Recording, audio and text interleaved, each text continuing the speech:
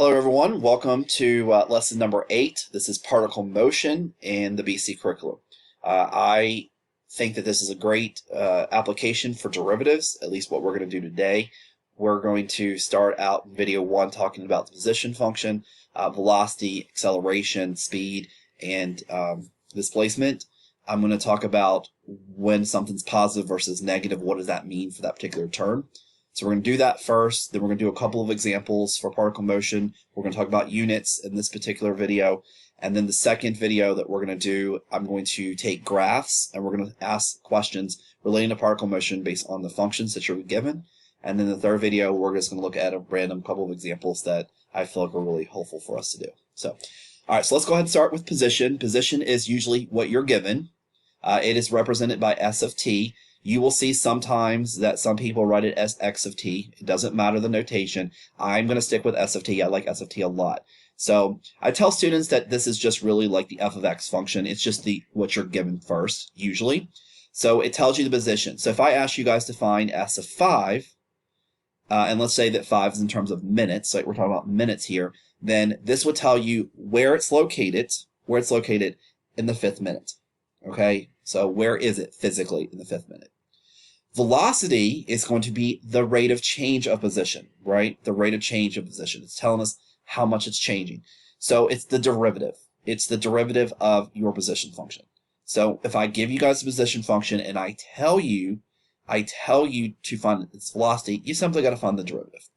So we can have a positive velocity and we can have a negative velocity. Well, positive velocity simply means that the particle, I'm going to say particle a lot, but whatever we're discussing here, that the particle's moving forward. All right, it's moving forward or it's moving up. All right, it's moving in a positive direction, forward or up. If velocity is negative, that means we're moving backwards or we're moving downward.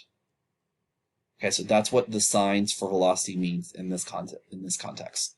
All right, so velocity is positive, we know we're going forward or up, and velocity is negative, we're going backwards and down. So that's the value of our derivative once we plug in a value for t. Speed is just the absolute value of your velocity. So once you find that value, if it's positive, then that's the same thing as the speed. And if it's negative, then you just take the absolute value of it. Right, the absolute value of it, and that's going to be your speed. So here are the equations that you guys need to know for this. Number 4 is acceleration. The acceleration is the derivative of your velocity. Okay, so it's the derivative of your velocity, or it's the second derivative of your position function. All right, so the second derivative of your position function. So if our acceleration is positive, then we're going to say based on its concave up. And this just has to go with the second derivative. And then if acceleration is negative, it's going to be concave down.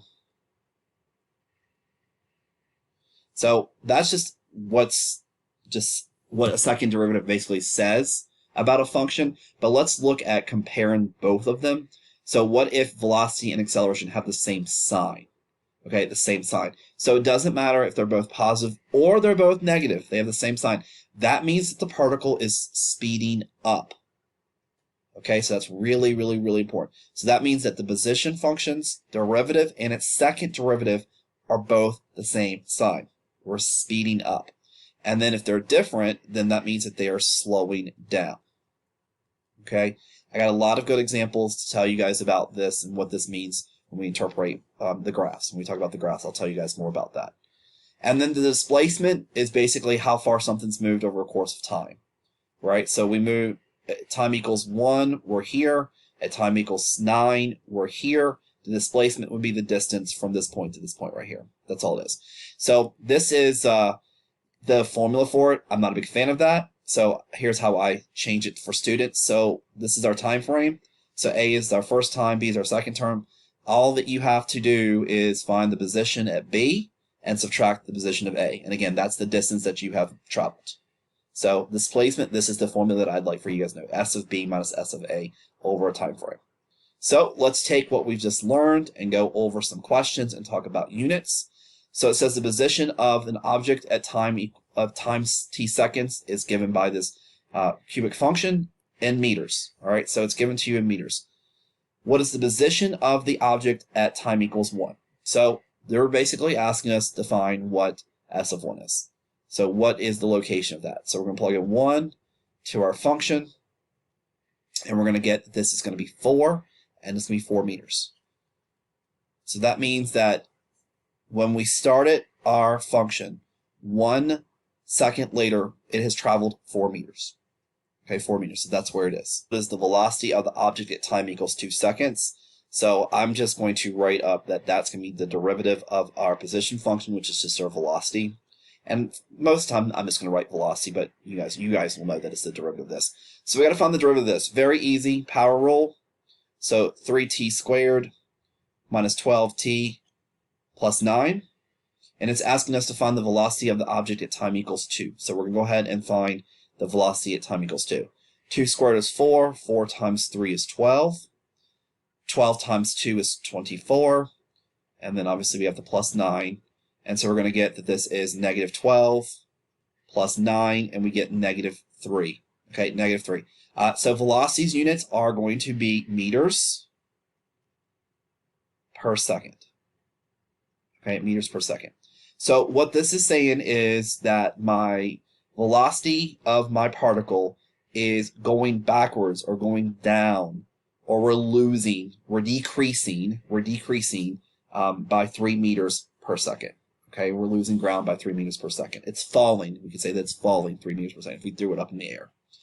The speed of the object at time equals 2, well, that's just going to be the absolute value. So speed is the absolute value of your velocity. And in this case, it's going to be the absolute velocity, the absolute value of your velocity at v equals 2.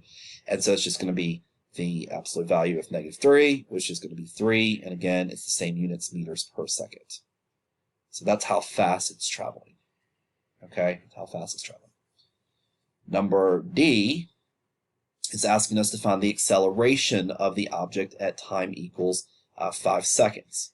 Well, that would just be the derivative of velocity is the acceleration, which again is the second derivative of your position function. So we just have to find the derivative of this guy, right? So acceleration is going to be 6t minus 12, and we want to know what's the acceleration of the object at time equals 5. So we're going to find out what a of 5 is.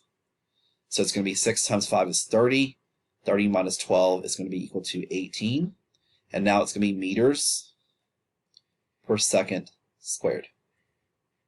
Okay, it's meters per second squared. Because we're taking the velocity and we're adding another time to it. So it's meters per second squared. So the units for position are just going to be whatever the distance is. Meters, inches, kilometers, whatever, miles. This is going to be those same units per time. Per time squared. Okay? And then the last example is, the last example we're going to do here is what's the displacement of the object over the interval from 2 to 5. So that's just asking us to find what is s of 5 and then subtract s of 2. And that's all that we're doing. So we would come back up here to the first part and we plug in 5 and then we plug in 2. And to save some time, we get 20 minus 2, which is 18 meters. Okay, 18 meters. So it's traveled 18 meters from time equals 2 to time equals 5. And we're assuming these are all in seconds.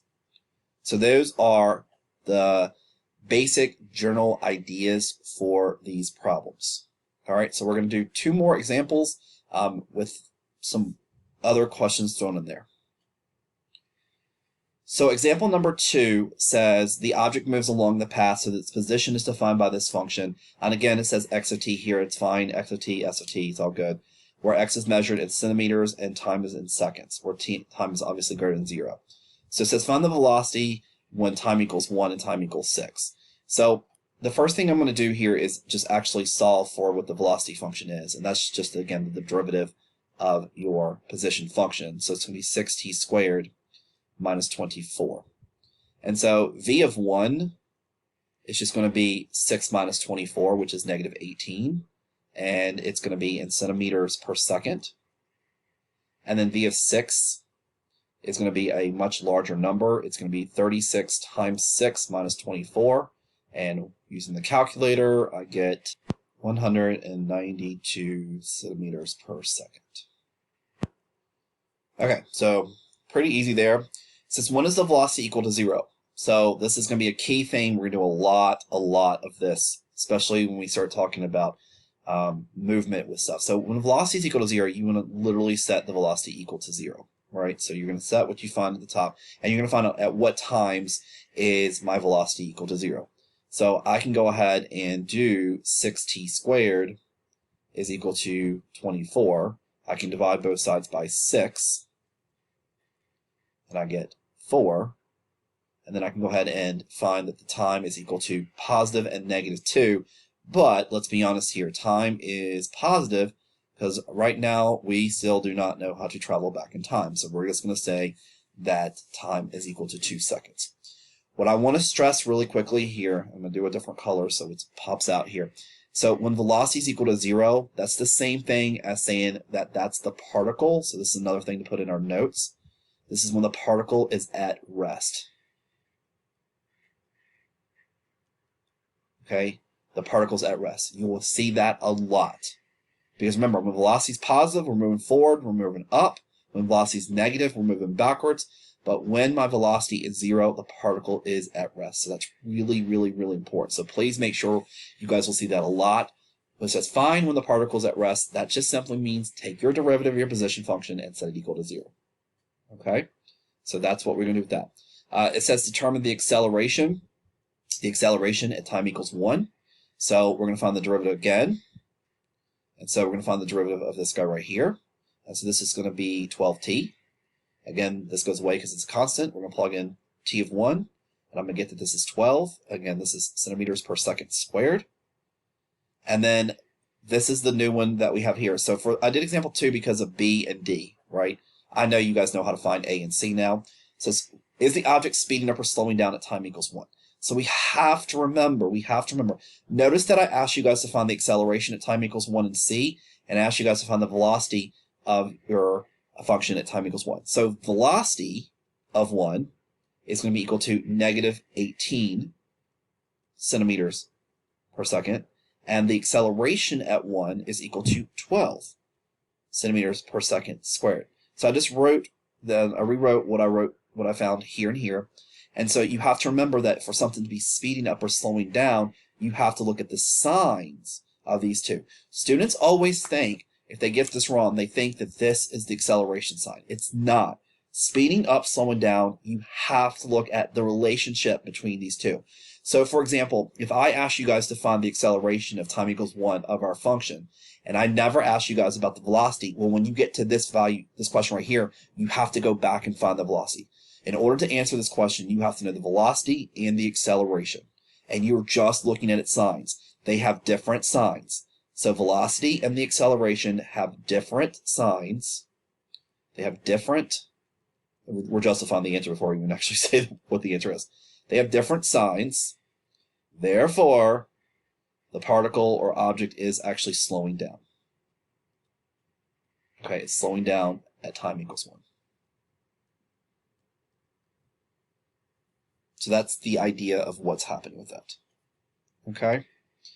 So hopefully that makes sense. If these have both been negative, they'd be speeding up. So students also kind of can't wrap their head around that, right? Same signs, speeding up, different signs slowing down.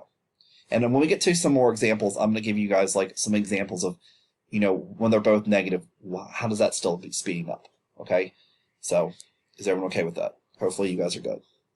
All right, let's move on to our last example for this video. So example number 4 says the position of an object is thrown upward on the moon and given by the function right here. All right, so here's our function, our quadratic function, where x is measured in feet and t is measured in seconds. So it's just find the expressions of the velocity and the acceleration of the object. So this is actually kind of boring. I only really care about c, to be honest with you, but practice makes perfect. So the velocity is going to be the derivative of what you see here. So this is going to be negative 5.4t plus 27. And then the acceleration is going to be at negative 5.4.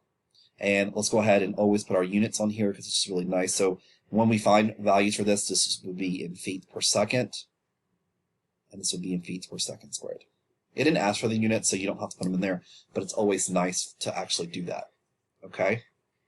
So, actually, I also really like B. I'll read the question. It says, find the time when the object is at the highest point.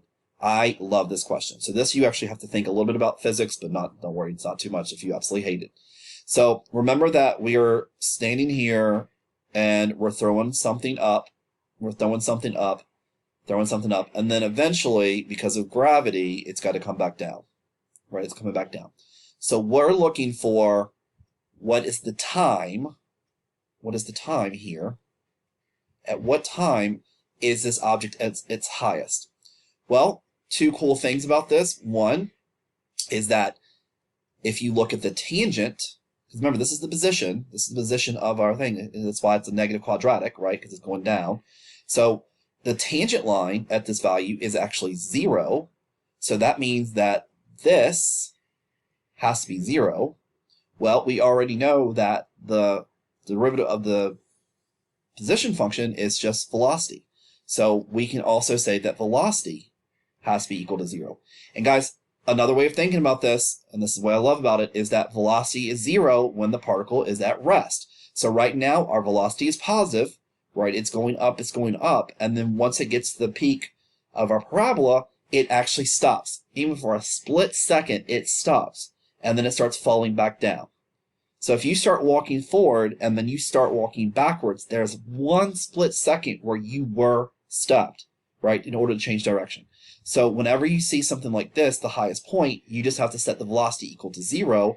And so that's what we're going to do here in this example.